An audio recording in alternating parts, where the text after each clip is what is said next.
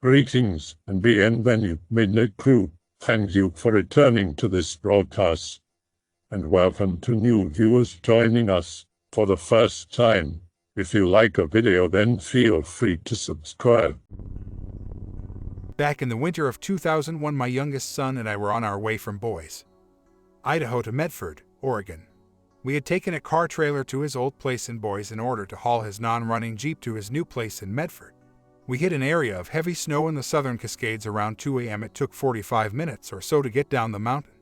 We had of course been drinking coffee to stay alert. About 25 miles west of the pass, it became obvious that the last few quarts of coffee had to be drained. We stopped at a wide spot in the road near a summer tourist haunt, deserted in winter. There is a gas station and ice cream joint on the west side of the road, closed this time of year, and no town or settlement within 30 miles. This is tall timber country and unsettled. Across the road is a small parking area for the ice cream joint. It is paved and about 200 feet wide and 80 feet deep. I pulled in, and as I stepped out with .45 on hip, it occurred to me in a flash that grabbing the 590 Mossy would be good. As we walked to the far end of the area to be well off the road, the hair on my arms and the back of my neck stood on end. The area directly to our front was open with a depth of 50 yards and a width of 100 yards.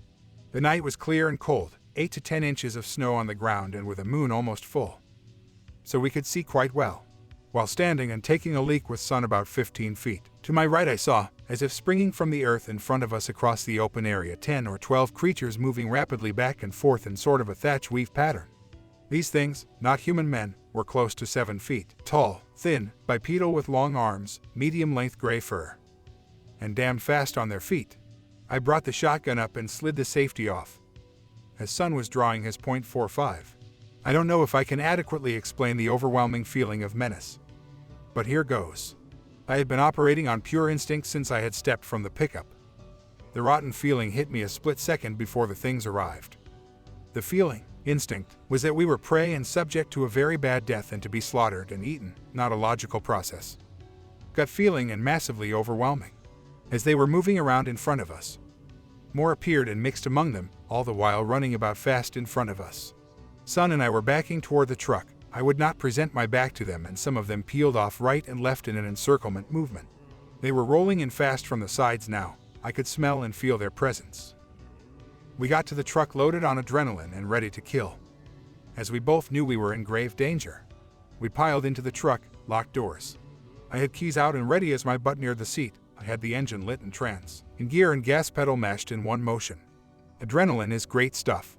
As we fled, yes fled, something very close by let out an undulating scream of rage and pain. I believe one or more of the group had gotten really close to us in their pursuit, and I ran over the foot of one of them. Yeah, they were that close. We rolled onto the highway, and I told my son to watch the bed of the pickup as well as the trailer. He already was indexed to the rear with the shotgun. We hauled ass for at least 20 miles before the feeling of grave danger started to abate.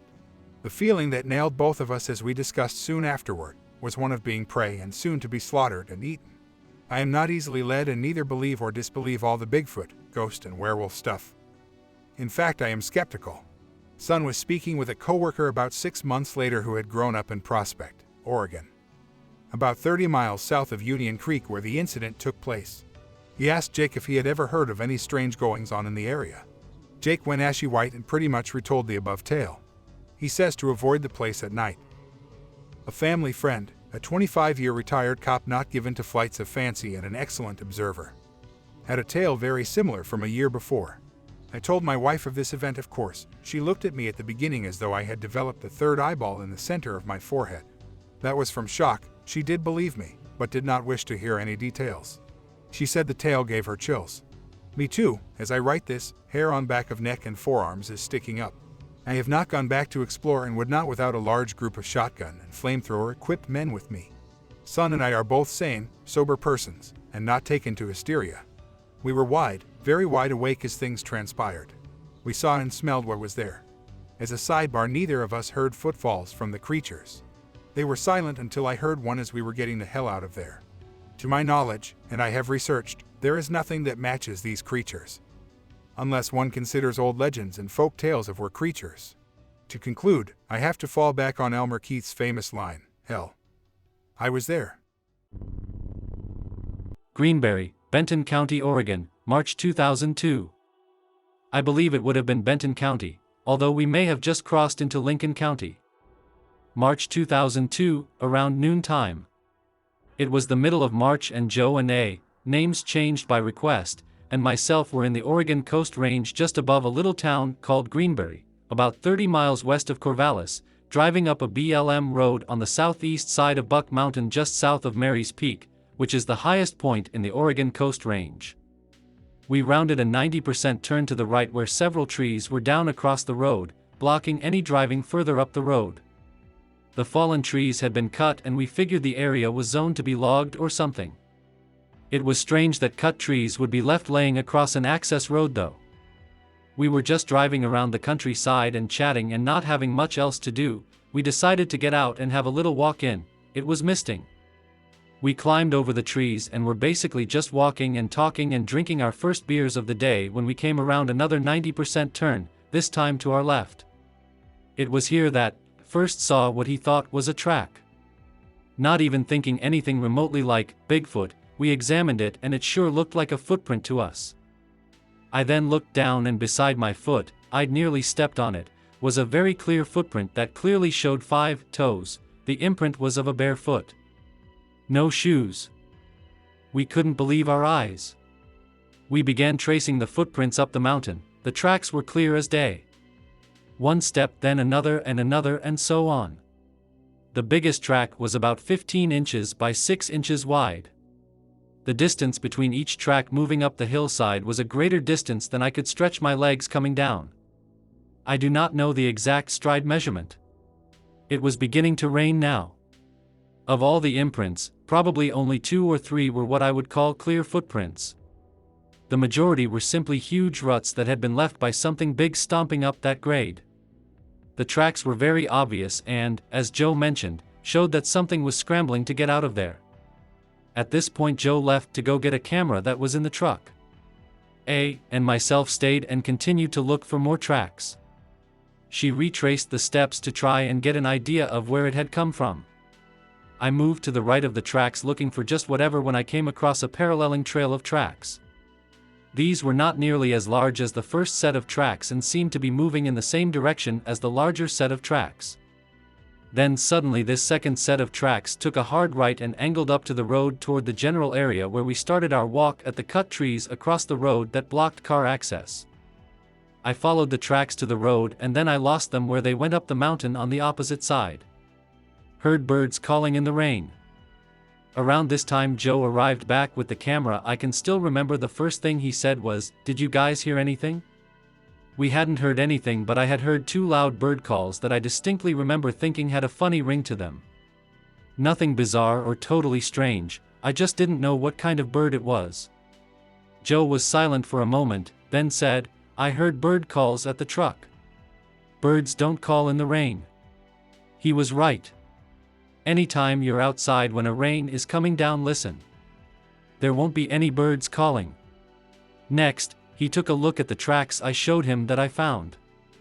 They were now pooling up with standing puddles of water. The rain was really coming down. Whatever made these footprints had crossed that road seconds before we rounded the corner. They heard us coming. Whatever it was down in that ravine could hear us talking and probably making plenty of noise on the gravel.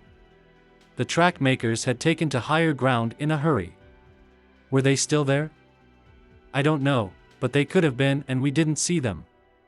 The area above the road we walked up on was much higher and heavily timbered. There were no odd smells and we never felt like we're being watched, but the odd bird-like calls did have us talking later. Birds do not sing in the rain. That was it. We never saw what had made the tracks. They were not bear tracks, nor were they made by a big bull elk. The tracks were human-like with 5 toes showing, not cloven hooves. The only other thing, other than a Sasquatch, that could have made the tracks would have been an enormous man without any shoes. But no one was up there. Certainly no vehicles, as the downed trees that had fallen across the main road prevented anyone with wheels access into this particular area. The terrain was extraordinarily steep and thickly wooded. Ranger slips up. Interestingly enough, the very next day Joe called a ranger or forestry station nearby. He told them that he had found big barefoot tracks. The ranger quickly replied, "Well, yes, there are bear up there." Joe interrupted, "No, I mean big bear human tracks." What the ranger said next shocked Joe, silent for a moment. The ranger said, "Oh, you mean Sasquatch tracks? We had those last year over in Colton. We didn't know what to make of them." Joe told me the man then suddenly clammed up, as if he suddenly realized what he had said. Since starting on this subject, I've often wondered if there hasn't been a conspiracy of silence from the U.S. Forestry Service and big lumber companies to keep the whole Bigfoot phenomena hushed. I believe there is a concerted effort to keep Sasquatch a low profile now. I think there are people who know these things are there. I've spoke with Peter Byrne about this, and he shares the same opinion. Anyway, I thought that was most interesting. An acquaintance of mine was having his house sighted 4 years ago. The crew was Mexican. On his desk in the study, he had a foot cast that I had taken up the Clackamas. When one of the sighters saw the cast, he became very excited. My friend doesn't understand Spanish, but the foreman told him that the man wanted him to see some pictures, to be at the house when they started work the next day. The man brought a packet of photographs he had taken along the lower Tualatin River, about 15 miles south of Portland, when he and friends were fishing for panfish, bass, and catfish. The river also has a huge population of crawfish. After looking at what the man offered, I was called and directed to come to my acquaintance's house now. The photographs included 5 or 6 of Bigfoot. There are 2 of them. One photograph was probably taken from about 15 feet or less away and showed a chest and head shot of the 2 Bigfoot. Another showed one on all fours cupping water. It was an excellent side shot from probably about 20 feet away. Another showed a good head shot of the big Bigfoot through the translator. The man said he and his friends had seen them a couple of times over the weekend. Date of weekend was inconclusive, but it was sometime that summer. Translated, he said that they used a one-time camera to make the shots and that the creatures didn't seem to mind them being nearby as long as they sort of ignored the men. They thought the beasts were after crawfish from the snapping motions he demonstrated. Some of this discussion was while I wasn't there. We asked if we could make copies of the photographs. We were very excited. There was an animated discussion over the request in Spanish. It seemed as if the man didn't want his identity known. My acquaintance said he wasn't on the crew the next day. He took the photographs back. In a few months, the sighting company closed. So my repeated, quiet requests to get in touch with him again had no luck. The photographs showed dark-faced, relatively short-haired creatures that were very muscular and trim. The big one was probably about 7 feet tall and the other one about 6 feet 5 tall. Sex was indeterminate. Mouths were somewhat square. Lips smaller than humans, nose a little flared, and eyes sunk just a little. The top of the heads was rounded, much like a human's. Both creatures appeared to be in good health. The silhouetted photo of the one drinking again showed a trim, but big body, almost across the Tualatin River from where the photographs were made. Steve Kiley and I investigated a sighting report the previous year. The subject is on film. The description was the same. Time was night, lasting about 15 to 20 seconds under a yard light before the 17-year-old got scared and roused his parents. About 1 mile downstream is a monastery of some type that reportedly maintains a number of monkeys on the premises. Also, our theory is that the Tualatin River is a natural pathway for the creatures between the coastal mountain range and the Cascade Mountains. So, once again, some possible proof, but nothing. All I have is some detailed notes in my log. My name is Nicholas McCain. I grew up in Dixie, Washington, and am now 23 years of age. My story takes place about a year and a half ago. It was early August and my friends invited me to go camping for a weekend with them. The place was in the Umatilla National Forest about 3 miles past Jubilee Lake. Motet Campgrounds is in Oregon. It's a beautiful area and plenty of places to go hiking. Later in the evening, after eating a great meal of venison and elk and moose a friend brought, which may have very well helped get their attention on the last day. It was just my friends Jordan, Josh, and I still awake around the fire with a number of people sleeping around in their tents. I was resting on a cot about 5 feet away from the fire and about 20 feet away from the edge of the woods that the soon coming noise would come from. It was somewhere around 11:30 p.m. Jordan gets up from his chair and walks over to the edge of the tree line nearest me to relieve himself. In the middle of doing so there was a sudden, growl/snorting noise that came from about 15 yards into the trees. This was enough to cut off Jordan in midstream, and run backwards back to the fire. Josh and I were on our feet within the blink of an eye, and I, without even realizing it, grabbed my knife off my side.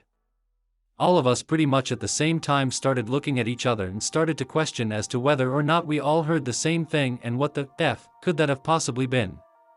We all grew up in a little town of Dixie, only a couple of miles from being right in the blues, and we were all well aware of what kind of animals to expect, having spent many nights in the mountains. We were not impaired in any way, having partied a little too hard the last few nights and having to be up early to leave the next day. After about a min, Jordan and I ran back to our tent to grab the machete and the big flashlight. We inspect the woods as best we can from about 5 feet in.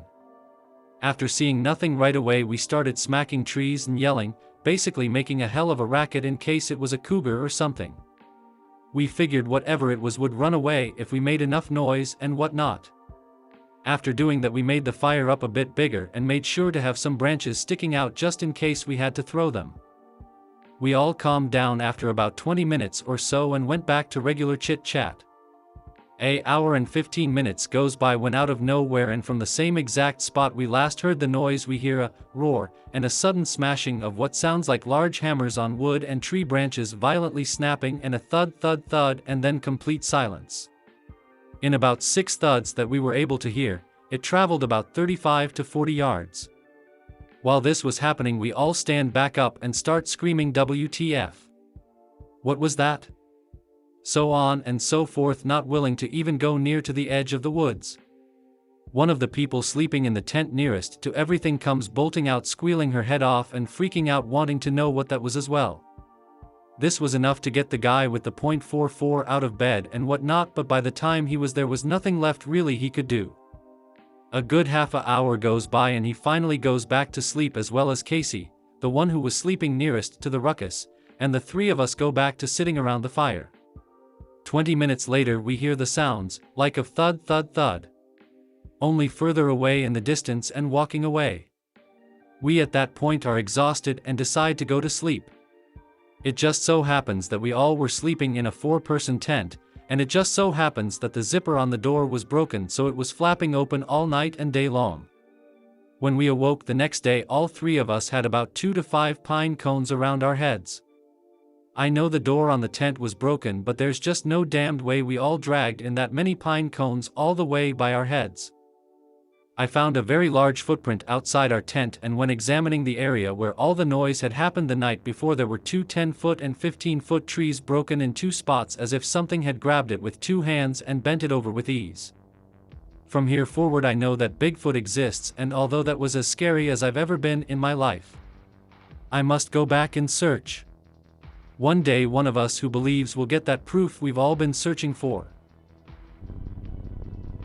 The night I saw what I saw, it was quite dark.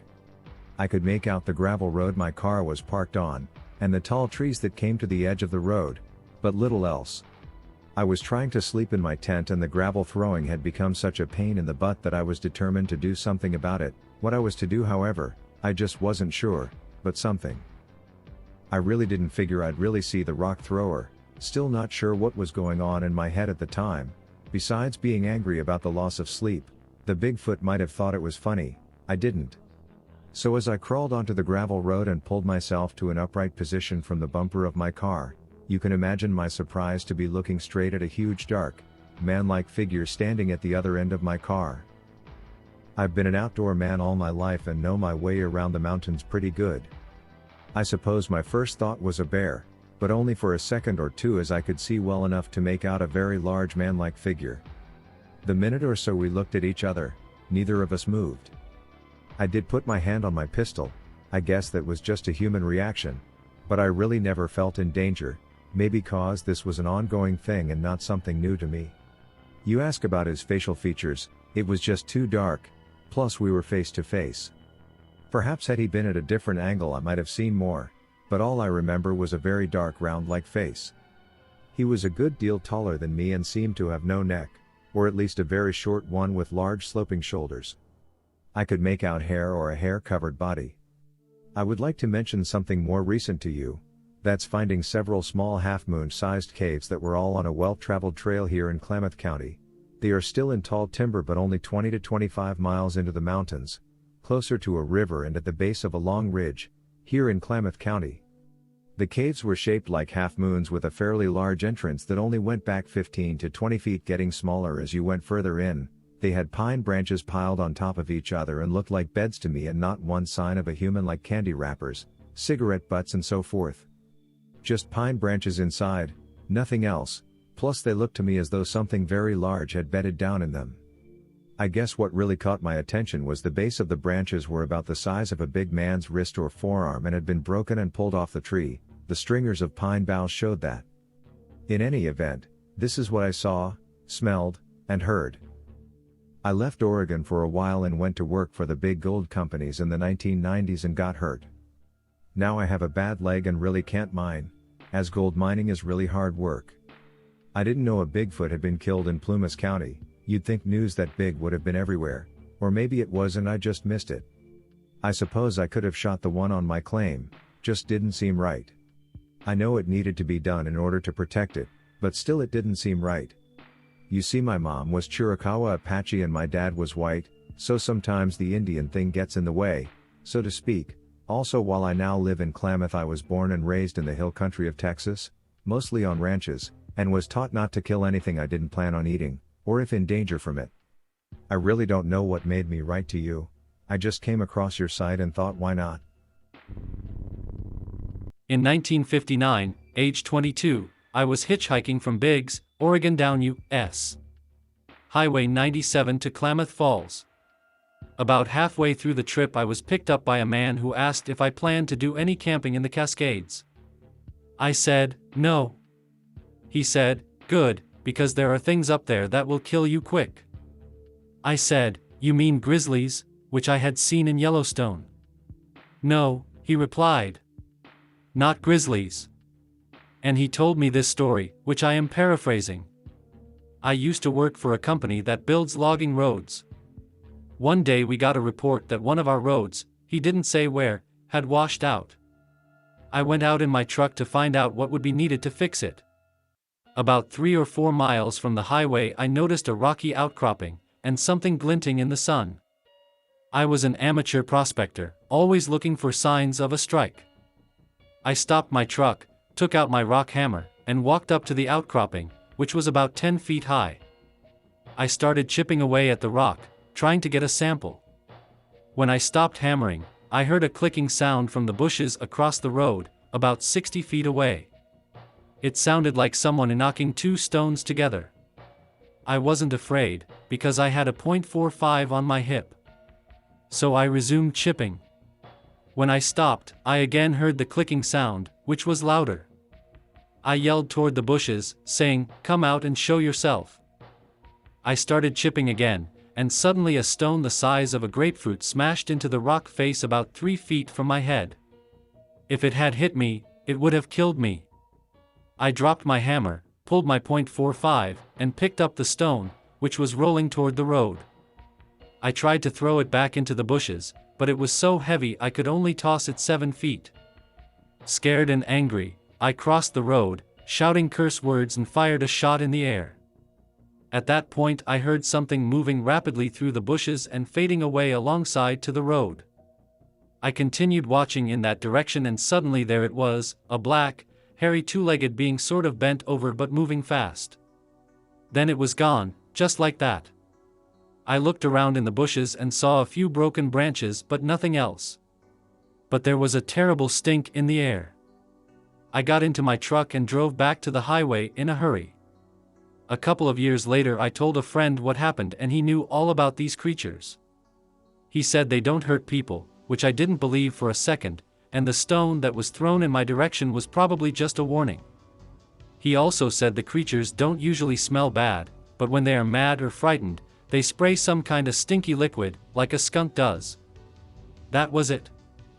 I had never heard of Bigfoot before that and did not believe the story, thinking he was pulling the leg of a dude from the east. but I pretended to believe him because he was giving me a free ride in his truck. It wasn't until many years later I began hearing reports about Bigfoot and remembered the story I heard in Oregon. I still wonder if it might be a hoax of some kind. My name is Andy Robson and I am a private Sasquatch experiencer. I live in the Northwest Oregon to be exact. This event took place in Sweet Home, Oregon. My grandfather saw it in British Columbia in 1958. The truth is, I never thought I would have an experience. The sighting was in 2010, first day of October I believe. I know it is in Linje County. It was late summer, late September, early October. I walked out on the porch to breathe some fresh air when I noticed something to the right of me. I turned and saw a 7 feet tall gray Sasquatch standing about 50 to 75 feet away. It walked away slowly, making only heavy breathing sounds. I heard the footsteps but they were not as loud as I expected them to be. Then suddenly I heard nothing at all, he was gone. I was quite shaken. The whole event only lasted 5 or 7 seconds. But it was very real and very intense. I found footprints around the area and there are still reports coming from this remote area in the hills of Sweet Home, Linje County, Oregon. Sweet Home is a small town near Eugene and Albany. I noticed that the Sasquatch was thinner than most. It was not bulky or muscular at all. It looked like a tall, hairy, thin male. It had deep breaths. I heard him breathing 50 to 75 feet away. All I can remember is that his was tall, light gray, shadowy, and moved with no intention of being scared that I was there. He just walked off. Slowly and into the forest. My grandfather's sighting was published in John Green's The Sasquatch File. In British Columbia, and that was in December of 1958, in the Bella Coola Valley. My grandfather George Robson saw a Sasquatch with his friend Bert while they were camping around a fire. They were hunting by Burnt Bridge at the time when a tall 8-foot Sasquatch, black hair, came down and stood looking at them. When they stared back, the creature leapt, jumping over patches of snow to remain hidden. They found one heel print but nothing else. It just vanished into the forest. He died when I was 9 years old and I have always wanted to go back there and investigate. My grandfather was a great man. My grandfather's sighting was published in John Green's The Sasquatch File. In British Columbia, and that was in December of 1958, in the Bella Coola Valley. My grandfather George Robson saw a Sasquatch with his friend Bert while they were camping around a fire. They were hunting by Burnt Bridge at the time when a tall 8-foot Sasquatch, black hair, came down and stood looking at them. When they stared back, the creature leapt, jumping over patches of snow to remain hidden. They found one heel print but nothing else. It just vanished into the forest. He died when I was 9 years old and I have always wanted to go back there and investigate. My grandfather was a great man. Salt Creek Falls, 1975. This happened 30 years ago at age 5. While camping with my sister and parents at Salt Creek Falls, Oregon on Highway 58, just past the tunnel, a large being sat down in our campsite and ate some chicken out of bucket we'd left out. This was in the middle of the night. My parents were sleeping in a nearby tent and my sister and I were on cots out in the open. As I said, I was 5 years old and my sister was 10. The next morning my sister and I were out exploring and playing on the lava flows.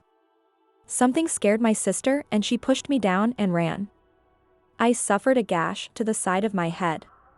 Someone or something picked me up and carried me like a baby. He or it carried me back to the campsite and placed me on my cot.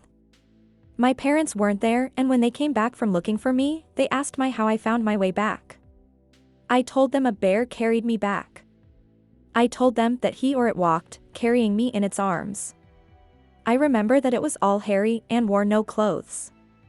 It looked like the same thing that was eating the chicken the night before. Haven't seen anything like this since. I leave it to you, but, looking back, I think it was a Bigfoot. Maybe it would be worthwhile to check out the area for other sightings.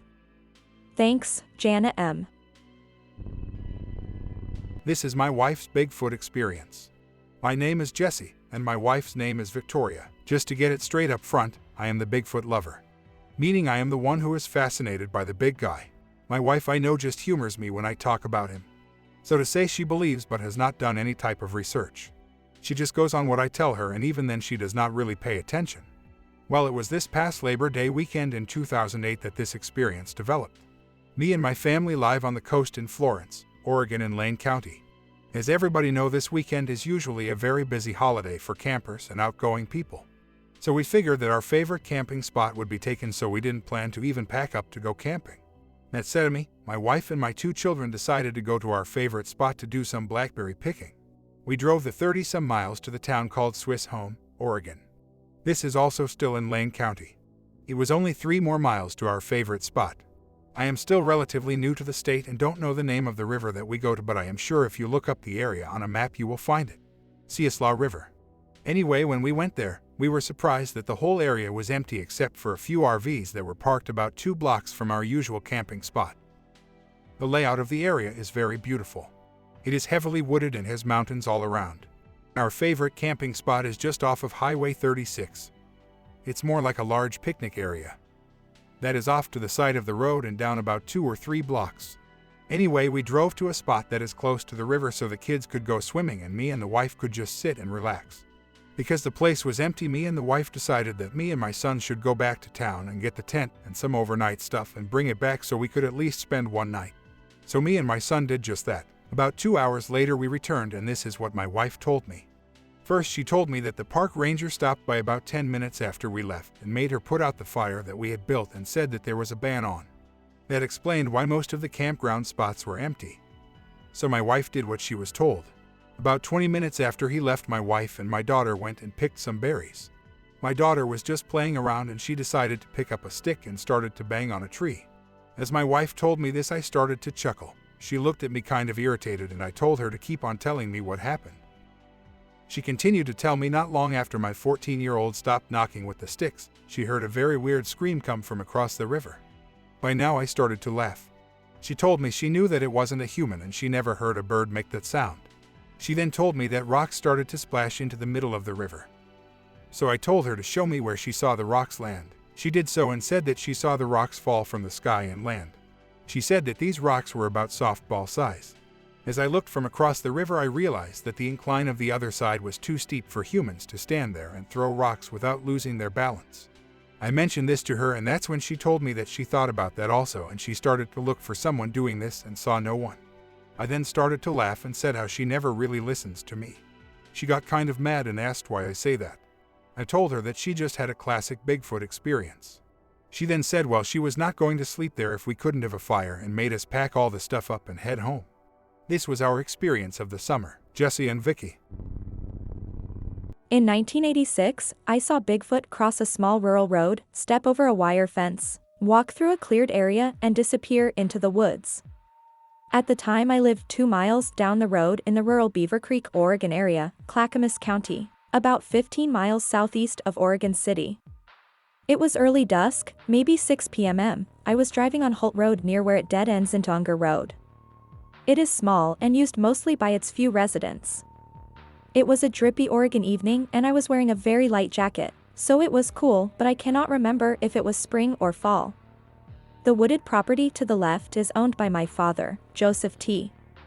Lowe, and the open and wooded property to the right by the neighbor, Herman Clower. Both have occupied these areas for about 60 years. I was born there. He, Bigfoot, was a beautifully graceful animal. There is a small creek that runs from my dad's land and on through Herman's land. He seemed to come from the creek, emerge from the undergrowth, crossed the road and broke stride to step over the wire fence. He was in a hurry, like he had been caught after curfew. His stride was long and he moved in a graceful rhythm. When I saw movement by the road, I immediately took my foot off the accelerator, preparing for deer movement. As he crossed the fence, I was barely moving and slammed on the brake to watch and stay out of the way. I do not know the distance, but I must have seen about 8 to 10 strides. He raised a branch on a Douglas fir tree when he entered the woods, and as he did, he looked back over the right shoulder. I could see part of his face. He seemed to be checking on my reaction, whether I moved to the car or out of the car. He knew he had been seen. I was frozen and I did not mention it to anyone for about 5 years. When I did, I found that Herman has said to have had several encounters. I have just watched another 1-hour Sasquatch program that showed the famous film several times. I have these comments. He was more upright and more graceful in his movement. He did not bend his knees as much and had a stride more like a tall, well-balanced basketball player. His arms were long and they swing far forward and back. He had a beautiful rhythm.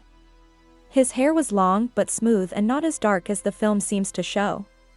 His ratio of height to body was taller than in the film. His legs were longer and his shoulders were huge. On Highway 26, which ends at the Oregon coast, is Camp 18, a huge log cabin restaurant. There are 2 big wood carvings of Bigfoot around the corner from the entrance. I have been there several times but did not remember seeing them before last summer. Maybe I always parked at a different angle. One of them looks much like the figure in the film, but the other one is taller and made me gasp. He is so similar to someone else saw the same one I did. I think I said at the time his legs were not long enough, but of course, no one wanted to have a conversation about it. I also saw small figurines in a gift shop on the way to Mount St. Helens that were the same configuration in the legs, head, arms, and the neck area. But they showed him blacker and his face a light color. No. He was uniform. The shop has many depictions, most were the stockier and rough-haired shape, and some were mean. I do not know who had the biggest surprise. I think we were equal. He seemed kind but not sociable. He was real. I was on the way to pick up my 6-year-old daughter a half-mile away at my parents' house and I was fully alert. That was 20 years ago and I am sticking to my story. My partner and I were deer hunting near the Diamond Peak Wilderness area south of Highway 58 near the Cascade Summit in Oregon. It was the second weekend of the season, 1988. We had a small travel trailer to stay in. We arrived at our camp spot almost at midnight on Friday. It was about 2 a.m. when we finally got settled down and hit the sack. My partner was asleep almost immediately as I could hear him snore lightly every once in a while. Even though I was dog-dead tired, my head was going 100 miles per hour after the long day we had. As I was lying there thinking about what I might have forgotten, I heard in the distance a thumping noise. It came from the south of us toward the wilderness area. At first I thought it might be some other hunters setting up camp, but I heard no other noises. It was a strange sound, like dropping a heavy object onto hard ground. It finally faded out and I went to sleep. The next morning we drove down the road we had come in on and stopped by a small creek. My partner had done some scouting in this area some time before and said this should be a good place to hunt. With only about 3 hours of sleep I didn't care and said okay. We split up with about 30 yards between us as we worked our way down the creek, losing sight of each other occasionally because of the brush. After about 2 hours I lost sight of him for quite some time and began to call his name in a very low tone. I did not get an answer from him, so I started looking around. After a short time I found him sound asleep against a tree stump with his rifle across his legs. As tired as we were, I couldn't really blame him and decided to wander around on my own for a little while. I followed the creek on down for about another hour when the brush became so dense I could go no farther. I made a hard left turn and after about 30 yards came to a dirt bank about 10 feet high. It was pretty steep and as I approached it I saw some depressions going up it. I went up beside them but really didn't pay much attention until I got to the top.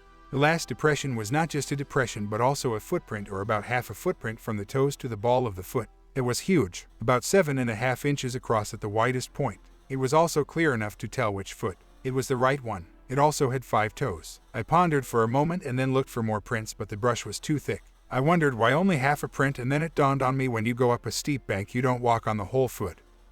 You use the toes and the ball of the foot as if you were taking steps. I did not have a camera with me at the time, and the only other thing I remember is that it was about 2.5 times deeper than my prints and I weighed 200 pounds. Realizing how late it was getting, I started back for my partner, who was still asleep when I arrived. I woke him up and we headed back to our vehicle. I never told him because he is a non-believer and told me some years before that he did not believe in that BS. Nothing else happened the rest of our time there. I have never been back to that spot since but would like to go someday. A few years later I read in the local paper that some hunters in that same area reported hearing strange screams late in the day. I hope that you enjoyed tonight's broadcast. If you enjoyed tonight's story, then please subscribe to the channel, as more Greentext will appear daily. A new broadcast will appear when the clock strikes midnight Central Time.